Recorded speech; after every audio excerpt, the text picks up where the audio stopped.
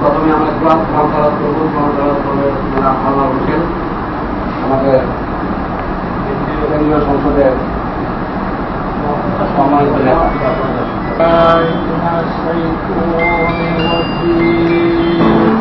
خلق السماوات والأرض وأنزل لكم من السماء ماء إله مع الله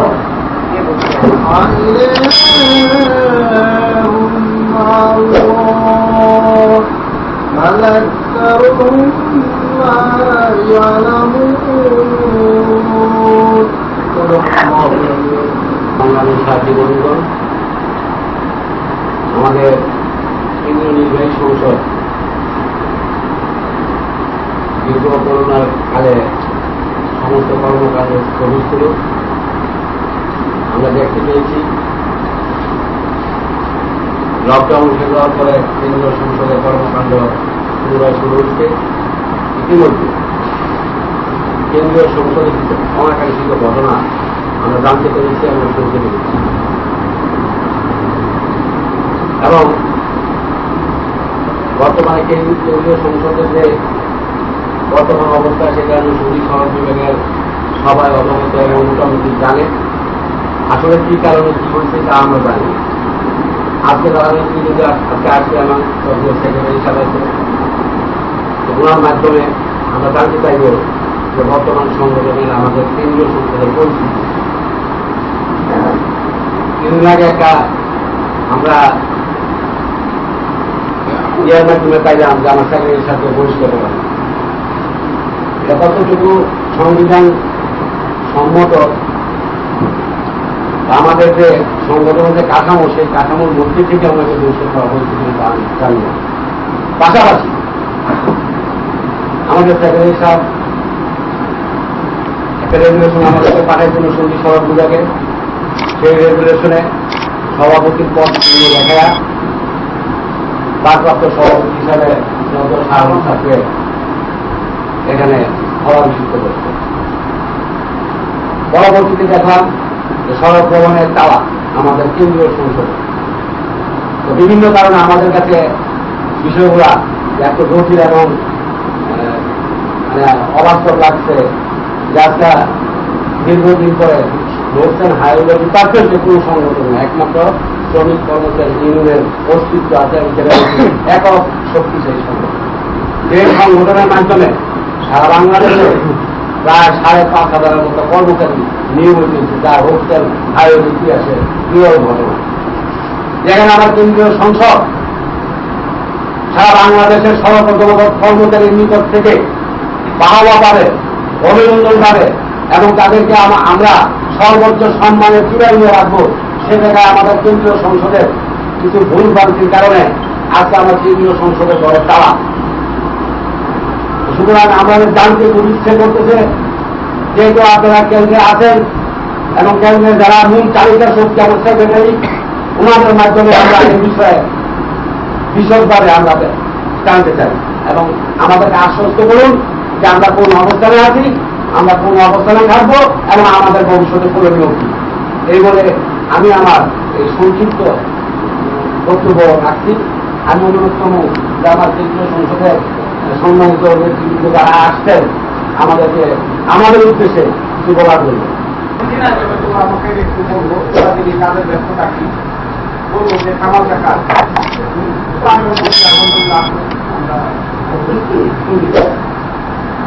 তো মধ্যে মধ্যে আবার উনি একটু এই একসাথে বলছি তো কাজের পাখি আমরা ওয়ার্কার মাস্টার এটা অনেক বড় একটা স্বাস্থ্য এবং আমরা পাইছি। এটা একটা স্বপ্ন।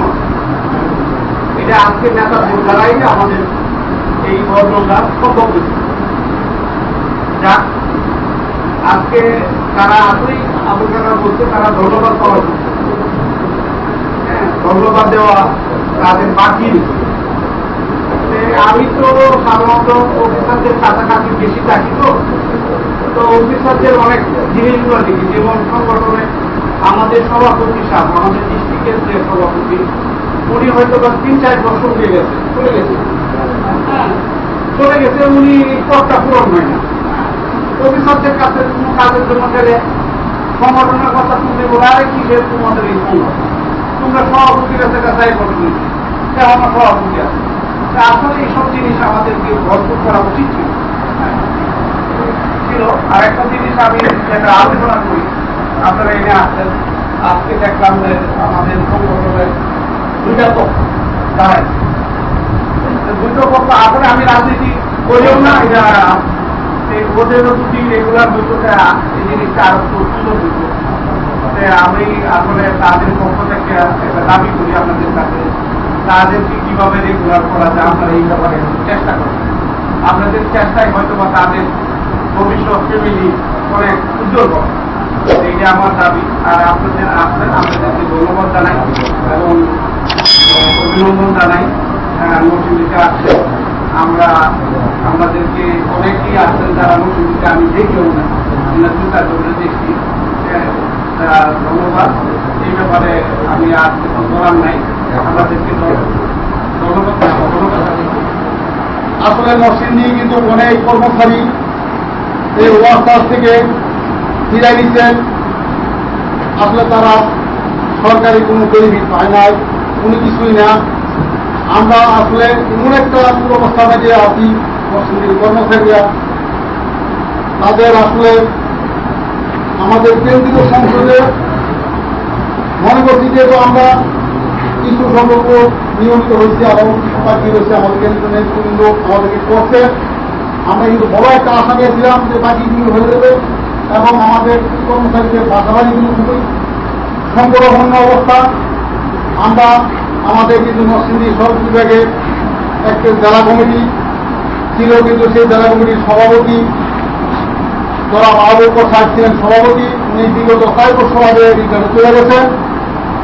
এরপরে উনি আমাদের এই জেলা সমিতি কোনো খোঁজ খবর নেন নাই।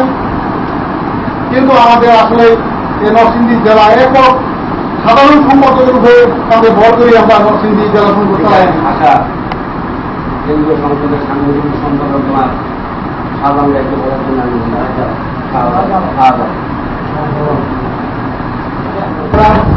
এবং বোনেরা আসসালামু আলাইকুম।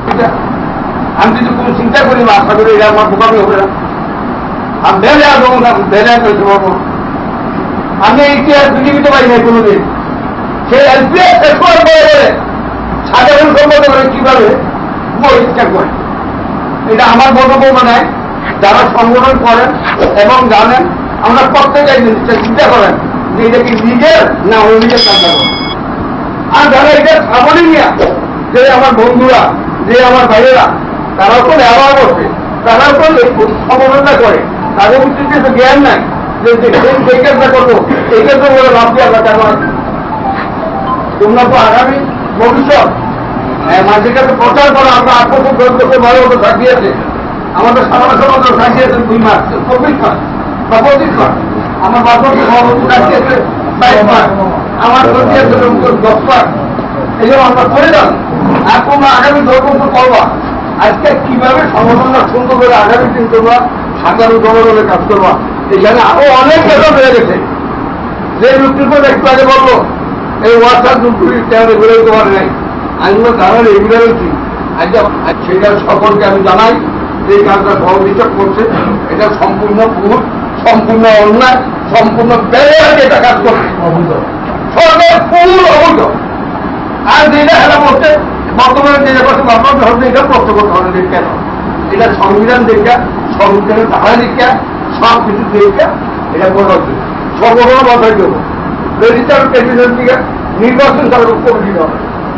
আর আমরা গরমে বলিনি, আমার একটা মতো হ্যাঁ উপর একটা নির্বাচন করতে হ্যাঁ দেন, যে নির্বাচিত হয় তার ভোটের মালা দিয়া আমার দেখার একটা শখ আছে।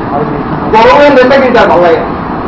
আমার সে বলে তুমি একটা বের করতো দাঁড়িয়ে মারতে একটা কুড়া, আমি রেখে করে না রোশন নগরের বের না বিয়ের বলে বলে দাঁড়িয়ে আমি দুলার একটাও বলে দিব না, আমি মুখে আমি কিন্তু একটা কথা করি সে কোথায় গেছে তার ওয়ার্ডের মধ্যে গিয়ে কোথায় নিয়ে তাই আমরা ভোট সঙ্গে আগে দিতে যান, সকলেও সচেতন হইয়া এই সকলকে ভালোবাসা সঠিক নেতাকে নেতৃত্ব দেওয়ার সুযোগ দিলেন। এই আশাবাদ ব্যক্ত করে আমার বক্তব্য এখানে শেষ করছি। জয় বাংলা, জয় বঙ্গবন্ধু। ধন্যবাদ ভাই, বক্তব্য নিয়ে আসবেন সহকর্তা সম্পাদক কেন্দ্রীয় সংসদ জনাব মোহাম্মদ আনোয়ার হোসেন।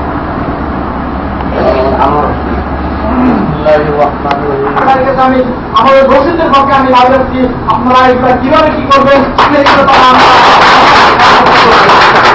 বন্ধুগণ। আমরা এখানে আসছি মত বিনিময় সবার সাথে মত বিনিময় করার জন্য। এটা আমি আমার জেলা সংসদ, এটা আমি এই জেলার একজন সদস্য, আমি এই জেলায় কর্মচারী, আমি এই জেলায় কর্মরত ছিলাম, যার কারণে আমি নিজে একটা অনেক আশা ব্যক্ত করে এখানে আসছি।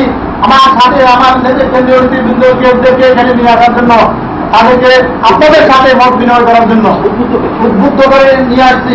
সাথীয় বন্ধুগণ, যে ইদানিং আপনারা আমার সেক্রেটারি বলছেন যে কেন্দ্রের ভিতরে দ্বিধাদ্বন্দ্ব, আসলে আমাদের কেন্দ্রের ভিতরে কোনো দ্বিধাদ্বন্দ্ব নাই।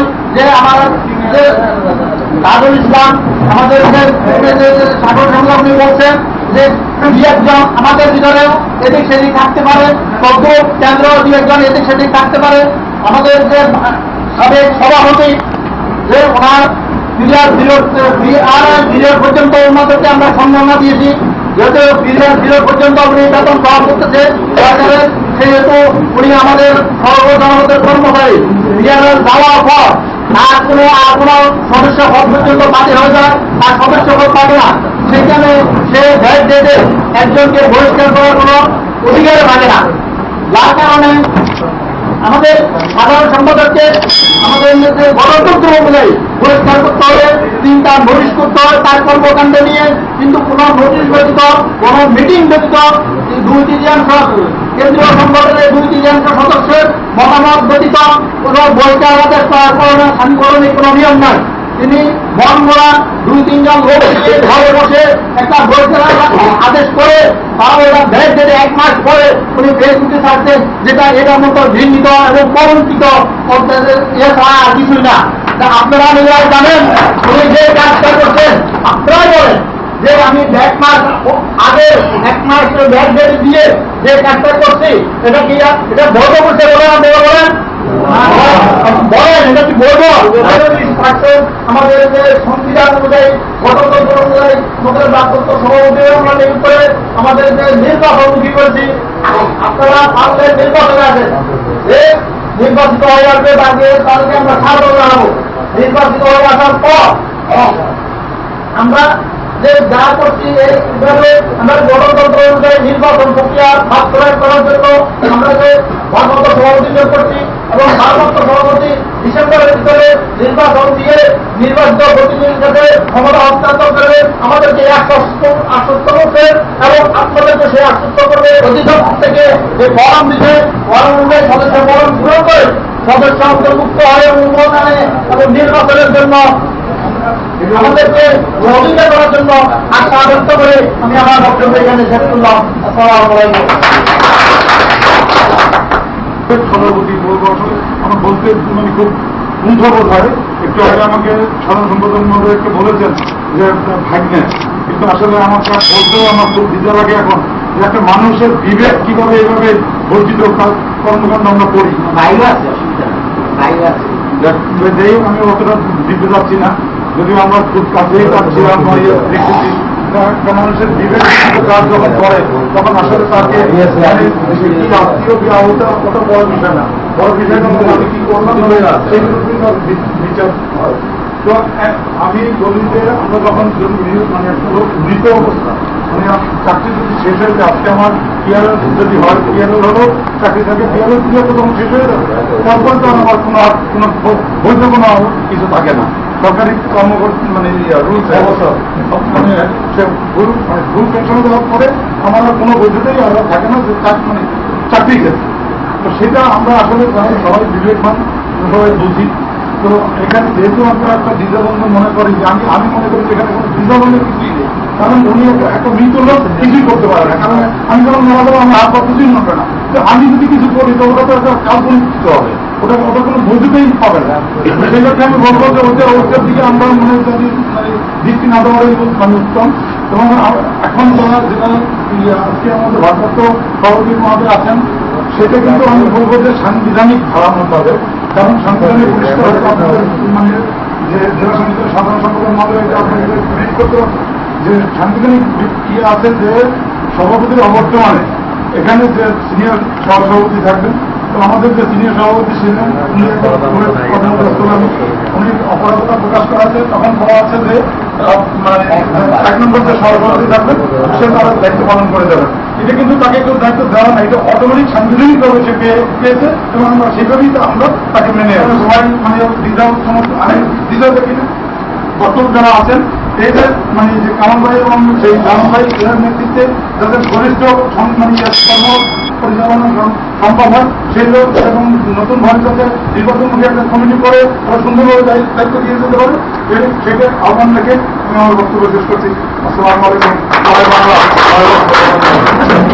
আমি যে কথাটা বলতে চাচ্ছি, যেহেতু আপনারা সমস্যায় জর্জরিত, এই সমস্যা থেকে উত্তরণের জন্য একটা শক্তিশালী সংগঠনের প্রয়োজন। আপনারা দেখছেন আমাদের সংগঠনে একটু কুন্দল সৃষ্টি করেছে সাবেক সভাপতি সাহেব। আমরা আশা করেছিলাম উনি যাওয়ার সময় সংগঠনটাকে একটু গুছিয়ে যাবে, কিন্তু উনি না গুছিয়ে সংগঠনটাকে একটা দ্বিধা বিভক্তির মধ্যে ফেলে দিয়ে গেছে, যাতে করে সংগঠনের দিক অনেকটাই দুর্বল হয়ে গেছে। আর এই দুর্বল দিক নিয়ে প্রশাসনের সাথে লড়াই করা, প্রশাসনের সাথে দর কষাকষি করাও আমাদের জন্য একটা সমস্যাজনক বিপদের অবস্থা। সেই হেতু আপনাদেরকে বলবো যে আপনারা আমাদের সংগঠনকে শক্তিশালী করুন, আমরা যেন সেই শক্তি নিয়ে প্রশাসনের সাথে লড়াই করে আপনাদের দাবি দাবাগুলো আমরা আদায় করে আনতে পারি। তো সেই প্রশাসনকে আমাদের সংগঠনকে শক্তিশালী করতে হলে আমাদের একটা নির্বাচনের মাধ্যমে কমিটি গঠন করতে হবে। আর এই নির্বাচনের ক্ষেত্রে আমরা এগিয়ে যাচ্ছি। এই নির্বাচনে আপনারা স্বতঃস্ফূর্ত সমর্থন দিয়ে আমাদের সংগঠনকে শক্তিশালী করুন এবং আপনাদের দাবি আদায়ের প্রত্যাশা ব্যক্ত করে আমি আমার বক্তব্য শেষ করছি। আসসালামু আলাইকুম। এটা নিয়েই অনেক দিন ধরে আমরা আলাপ আলোচনা করতেছি। তারপরে উনি ওনার তো শুধু বৈশাখ করে নাই, পাশাপাশি আবার আরেকজনকে মিস্টার শাহিনকে উনি সেক্রেটারি ভারপ্রাপ্ত সেক্রেটারি, উনি একাই যদি সর্বময় ক্ষমতা মালিক হয়ে যান সেটা সংবিধান বিশেষ করে। যাই হোক, করে আমরা এটা নিয়ে আলোচনা করতে পরে আমরা আমাদের সংবিধানের অনুযায়ী যেহেতু সভাপতি নাই, সংবিধানের মানে অনুযায়ী প্রথম সভাপতি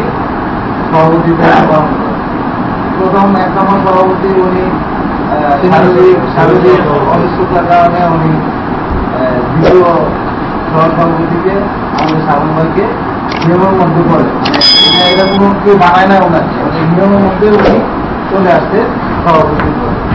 হ্যাঁ, যেমন বর্তমানে আমাদের সাবন ভাই হচ্ছে সভাপতি আর আমাদের সেক্রেটারি তো আছে।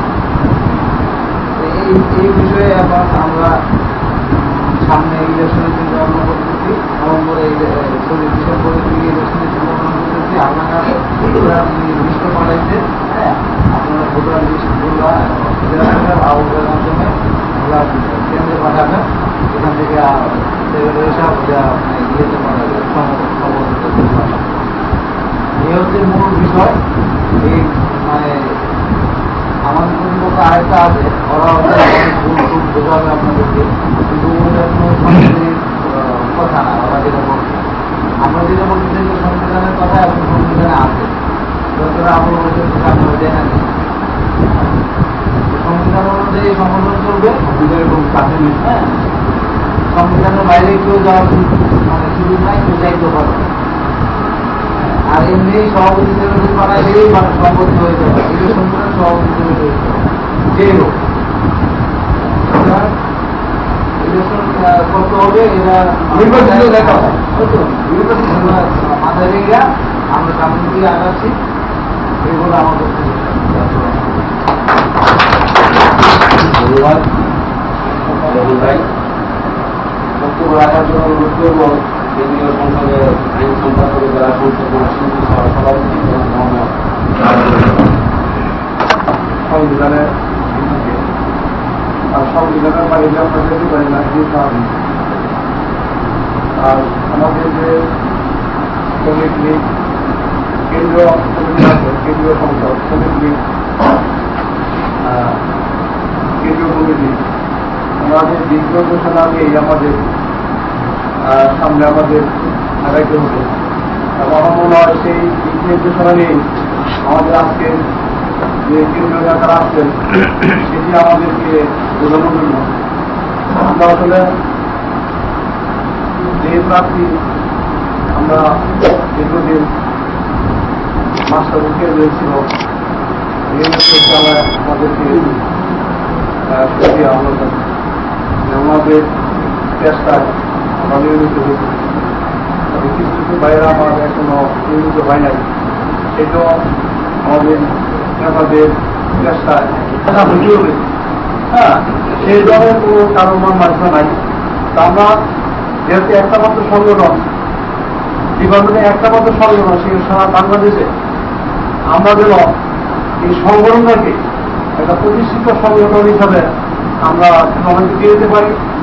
আর সেই সুবাদে আমাদের যে ডিপার্টমেন্টের যে কর্মকর্তা যারা আছেন হ্যাঁ ওনারা যেন বুঝতে পারে যে না একটা সংগঠন লোকের আইতে একটা সংগঠন আছে যে নেতৃত্ব দেওয়ার মতো যোগ্যতা আছে এবং নতুন নেতা সৃষ্টি হচ্ছে। হ্যাঁ আমরা সেই জন্য আমরা কোনো রুটিং বা আমরা জবাবদিহিতে না গিয়ে আমরা একটা সাধারণ নির্বাচনের জন্য আমরা আমাদের নেতা নির্বাচন করতে পারি সেই আশাবাদ দেখতে নাকি আমি কেন্দ্রীয় সংসদের নেতৃত্বকে আমি ধন্যবাদ জানাই। ওনারা দীর্ঘদিন পরে হইল যে এই চিন্তা ভাবনা করছেন এবং উদ্যোগটা নিচ্ছেন সেই জন্য আমি ওনাদেরকে ধন্যবাদ জানাই। আরো আমাদেরকে আরো শক্তিশালী করার জন্য আমাদের সবাইকে সহযোগিতা করতে হবে সেই আশাবাদ দেখতে আমি আমার বক্তব্য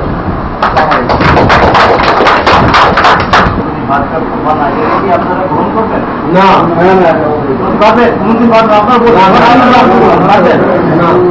উনি দীর্ঘদিন সভাপতি থাকছে এবং উনি 1920 সালে 18ই আগস্ট উনি বিআরএলে যায়। বিআরএলে থাকা অবস্থায় সদস্যগুলো থাকবে যেহেতু আমাদের মেয়াদ উত্তীর্ণ হয়ে গেছে আমরা এই ব্যাপারে আমরা কেউ কথা বলি না। তো উনার মেয়াদ 2021 সালে আগস্ট মাসের 19 তারিখে ওনার মেয়াদের শেষ হয়ে গেছে।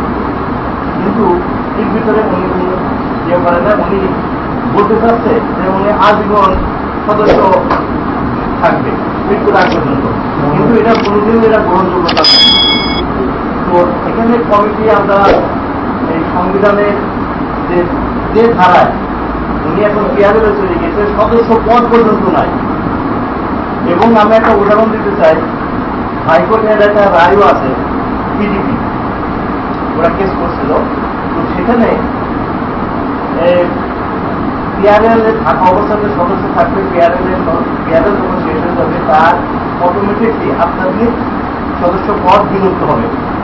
তো যখন সে বিলুপ্ত হয়ে গেছে সেই লোকটা কি করে একটা সেক্রেটারিকে বহিষ্কার করে এবং আর একজনকে ভারপ্রাপ্ত সেক্রেটারি বানায়, এটা কখনই আমরা চিন্তাও করতে পারিনি, এটাকে আমরা গ্রহণ করতে পারিনি। এই পরিপ্রেক্ষিতে আমরা কেন্দ্রের কমিটি আমরা বসেছি যা সংবিধান অনুযায়ী সংবিধান মোতাবেক গণতন্ত্র প্রক্রিয়ায় আমরা বসে আমরা সেখানে একটা যে গণতন্ত্র যে প্রক্রিয়াটা আছে সিনিয়র সভাপতির অবর্তমানে সিনিয়র সভাপতি যদি অপারগত কাজ করতে করা পরে আমরা সভাপতি এক সাধন ভাইকে আমরা ভারপ্রাপ্ত সভাপতি বানাচ্ছি এবং আমরা কেন্দ্রীয় কমিটির মিটিং দেখে এবং আমরা সেখানে উপস্থিত ছিলাম 16 জন, তার প্রেক্ষিতে এটা করা হয়েছে। কিন্তু তারা যে বহিষ্কার করছে এবং সে যে একজনকে ভারপ্রাপ্ত বানাইছে সে কিন্তু তারা 2-3 জন মাত্র, এটা আমরা জানো না। আমাদের দুই কেন্দ্রীয় কমিটি, আমার তো জানা অধিকার আছে, আমারও জানা ইয়ে ছিল, কিন্তু তারা সেটা করেনি, না করেই তারা তাকে বানাইছে। কিন্তু আমরা সংবিধান অনুযায়ী আমরা একটা প্রক্রিয়া সৃষ্টি করে তারপর আমরা ভারপ্রাপ্ত সভাপতি বানাইছি। এখন বর্তমানে আমাদের যা অবস্থা, সংগঠনের কমিটির মেয়াদ শেষ, সব জায়গায় খালি জেলা কমিটি, কেন্দ্র কমিটি সব জায়গায় একই অবস্থা। কিন্তু আমরা যদি আগের মতো হতাম তাহলে আমরা কেন্দ্র কমিটি কাউন্সিল থেকে আমরা করে নিতে পারতাম, কিন্তু আমাদের সেটা এখন সম্ভব না। আমাদের এখন শ্রম মন্ত্রণালয় থেকে শ্রম মন্ত্রণালয়ের মহাপরিচালক যে চিঠি দিয়েছে, নির্বাচন ছাড়া কোনো অবস্থাতেই আগানো সম্ভব না।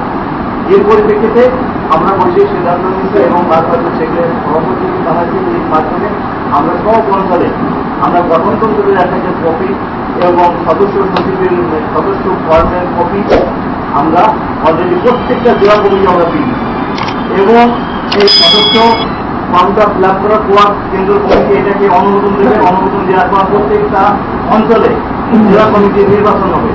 এই নির্বাচনে যে 21 জন নির্বাচন হবে, এই 21 জন হচ্ছে কেন্দ্র কমিটি ভোটার, এবং এরাই হচ্ছে কেন্দ্র কমিটিকে গঠন করা। আমরা নির্বাচন হবো, যদি কোনো প্যানেল থাকে তারা নির্বাচন তারাই দেখবে। যদি কর্মচারীরা আপনারা যদি তাদেরকে বলছেন তারা আমাদের কোনো সমস্যা নাই। আর আমাদের যদি আমরা যাবো, আপনারা যদি বলছেন আমরা যাবো, আমরা যেটা আমরা টাইমও দিয়ে দিচ্ছি অক্টোবর মাসে 20 তারিখের ভিতরে দিয়ে আপনারা নির্বাচন করেন, নির্বাচন করে আসেন, ইনশাল্লাহ এই সংগঠন আবার আগে হবে। এই বিষয়ে ধন্যবাদ সবাই।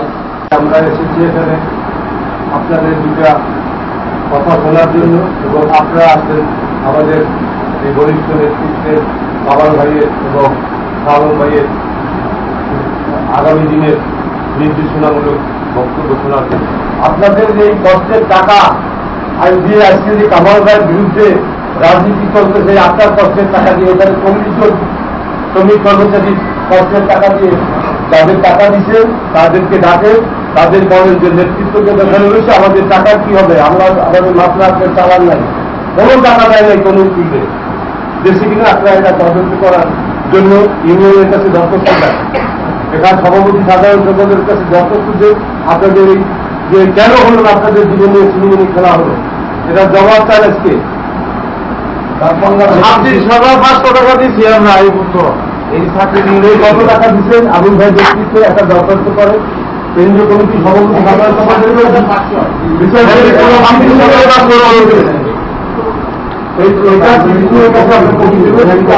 আপনাদের আজকে দাবি এখানে জানেন এই যে গোলাপ সূর্যের সভাপতি ছিলেন, উনি আমার ভাই ছিলেন, উনি ওনার নাম ছিলেন, উনি ওনার আপন খারাপ ভাই, উনি আমার আপন বন্ধু, আমরা কেউ নাই। সব বরিশাল কাউন্টা ওই নাজির সাহ, ফারুক সাহ, এই কয়েকজন সব বরিশাল রেগুলার। হ্যাঁ, যাই হোক রাজনীতির গল্প অনেক কিছু বলতে হয়, অনেক কিছু বলতে পারতেছি না। আপনারা একটা দরখাস্তের মাধ্যমে আপনাদের এই আগামী মামলা এবং আপনাদের যে টাকা কি করছে তাদের জবাবটা কেন্দ্রীয় কমিটির কাছে আপনারা সবাই ভালো থাকে, আমাদের জন্য দোয়া করবেন। আল্লাহ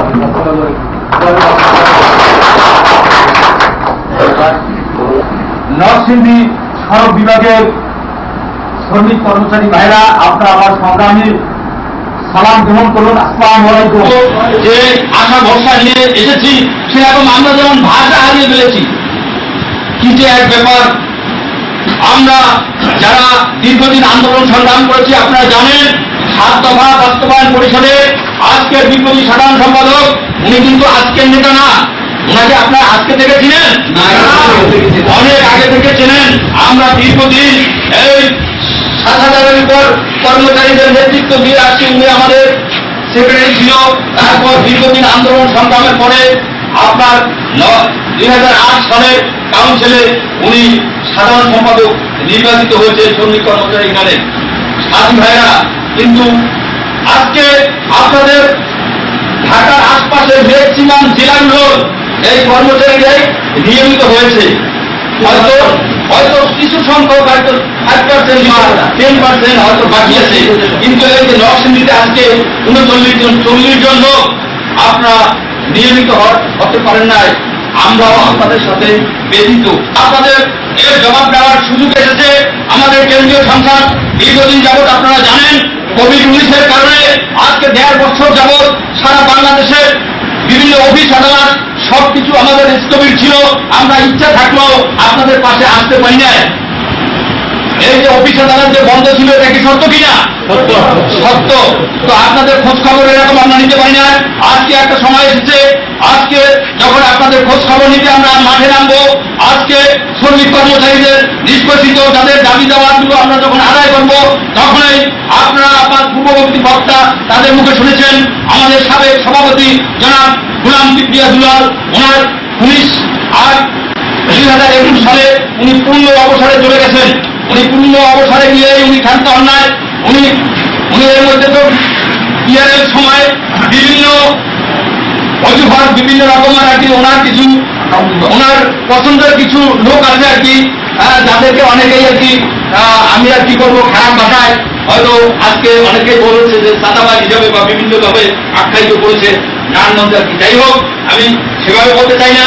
ওনাদেরকে দিয়ে এই সংগঠনটা নষ্ট করার জন্য একটা পায়তারা করে চলছে একের পর এক। উনি এক ডেটে 17/7/2021 সালের তারিখ দিয়ে আজকে আমাদের এই যদি সাধারণ সম্পাদক তাকে উনি বহিষ্কার করেছেন। তার স্থলে ভারপ্রাপ্ত সাধারণ সম্পাদক হিসেবে আজকে এই শামীম সাহেবকে আমরা জানি না আপনারা কতদিন যাবত চেনেন। উনি আমাদের এই সংগঠনে আসছে, সেন্ট্রাল কমিটিতে আসছে, 14 সালে একটা রীতিনীতি আছে নাকি ভাই? যারা দীর্ঘদিন যাবত এই সংগঠনে পরিশ্রম করে আসছে, আন্দোলন সংগ্রাম করেছে আসছে। আপনারা আন্দোলন সংগ্রাম দেখেছেন, আপনারা দেখেছেন। মানে আমরা 20টা মামলার যখন সুপ্রিম কোর্টের রায় পেয়েছি, তখন এটাকে বাস্তবায়নের জন্য আজকে সেক্রেটারি আপনার ইঞ্জিনিয়ারিং ইনস্টিটিউটে আমরা আমাদের মন্ত্রী মহোদয়কে সম্বর্ধনা দিয়েছি। আপনারা সে সম্বর্ধনায় কি উপস্থিত হয়েছিলেন? হাজার হাজার কর্মচারীরা সারা বাংলাদেশ থেকে ওখানে এসেছিল।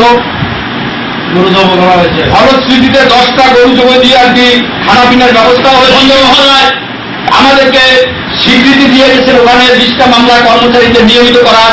ওখানে সচিব মহোদয় সহ আমাদের চিফ ইঞ্জিনিয়ার যারা যারা মন্ত্রণালয় ছিল, ওনারা মন্ত্রী মহোদয় যখন পজিটিভ, তখন আমাদের এই মামলাগুলো আর আইন মন্ত্রণালয়, আমাদের যোগাযোগ মন্ত্রণালয়, আমাদের চিফ ইঞ্জিনিয়ার অফিসে আর কোনো জায়গায় কোনো বাধাগ্রস্ত হয় নাই। আমরা খুব ইজিলি পরবর্তী মামলাগুলো সব কর্মচারীকে আমরা নিয়মিত করতে পেরেছি। সংগ্রামী সাথী ভাইরা, আপনারা বিভিন্ন সময় বিভিন্ন আন্দোলন সংগ্রাম দেখেছেন। আজকে যারা এখানে উপস্থিত হয়েছেন এরা কিন্তু আপনাদের সাথে সাথী আন্দোলন সংগ্রামে এরা পরিচিত সৈনিক। এই সেক্রেটারি সাহেব উনি আমাদেরকে কিন্তু এই 7 দফার মাধ্যমে 97 সালে আমাদের সার্ভিস রুল, এই 7 দফার মাধ্যমে আপনারা যে সার্ভিস রুল বেতন পেয়েছেন কি পান নাই আপনারা? এর আগে কিন্তু আমাদের মাস্টার হলে আমরা পুরো মাসে বেতন পাইতাম না, আমরা ক্যাজুয়াল হইলাম। এবং মাস্টার রোলের আমাদের সারা বাংলাদেশে আমাদের কত মাস্টার রোল আছে যে সার্ভিস রোল হইল, আমরা এটা পরিসংখ্যানের না তালিকা না এই সংখ্যা পাইলাম। পরে আমরা ওয়ার্কার হওয়ার জন্য আন্দোলন সংগ্রাম চালাই। আমাদের সেন্ট্রালে যারা বিশৃঙ্খলা সৃষ্টি করে, আপনারা ভুল পথে নেন না, আপনারা সোজা পথে আসেন। সংবিধানে কি আছে? সংবিধানে আছে যে সভাপতি অবর্তমানে সিনিয়র সভাপতি, সিনিয়র সহসভাপতি মানে যদি কাউকে ই করে তারপরে 1 নম্বর সহসভাপতি, ওনাকে আমরা ভারপ্রাপ্ত সভাপতি বানিয়েছি।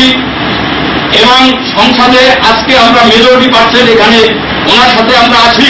উনার চাকরি আছে ডিসেম্বর পর্যন্ত। উনি একটা সুষ্ঠু সুন্দর সুশৃঙ্খল একটা নির্বাচনের মাধ্যমে নেতা দিয়ে যেতে চায়, যাতে আগামী দিনে আপনারা যারা আছেন, পরবর্তী জেনারেশন যারা আছে, এরাও এটাকে বাঁচাই রেখা এই সড়ক জনপথের একটি মেহনতি কর্মচারীদের দাবি দেওয়া আদায় করতে হবে, চাঁদাবাজি করতে হবে, এরকম মন মানসিকতা লোক বা আমাদের মধ্যে নাই। আমরা চাই সাধারণ মানুষের দাবি দেওয়া আদায় হোক, আমাদের কর্মচারীরা ভালো থাকুক। সে লক্ষ্যে আগামী ডিসেম্বরের মধ্যে আমাদের কেন্দ্রীয় সংসদের একটা সুষ্ঠু সুন্দর নির্বাচন এই সভাপতির মাধ্যমে আমরা চাই। আপনারা কি চান? যাই হোক, আপনারা নির্বাচনের মাধ্যমে যেটা হয়ে আসলে কিন্তু অনেক ভালো হয়। যদি আমাদের 2-4 জন ভাই যারা আছেন বিশৃঙ্খল সৃষ্টি করতে চান, আসেন, আপনাদেরকে উদ্যোক্ত আহ্বান, আপনারা নির্বাচনের মধ্যে আসেন।